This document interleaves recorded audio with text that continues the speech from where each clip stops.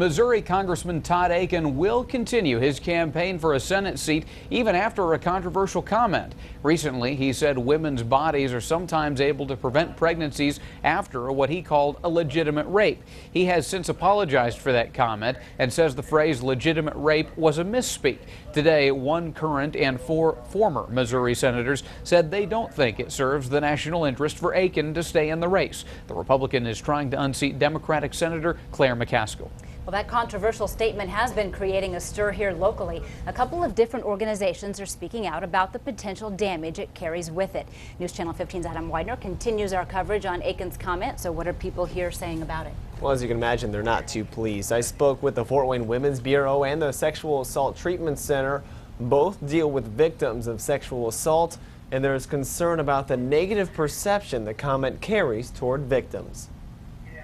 If it's a legitimate rape, the female body has ways to try to shut that whole thing down. It's that statement that's drawn criticism from most everyone across the country. Fort Wayne is no exception. I dropped my fork last night while I was eating dinner and I heard his comments. The Fort Wayne Women's Bureau provides free services for people affected by sexual assault.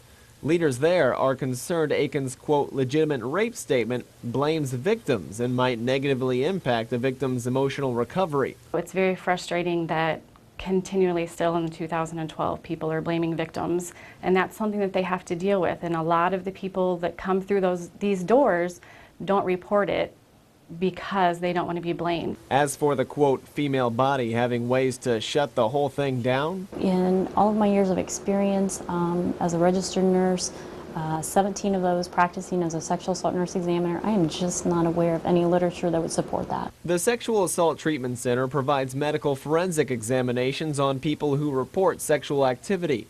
Leaders say their procedures refute Akin's comment. And that includes assessing their health care needs, and prevention of sexually transmitted diseases and pregnancy are part of that plan of care.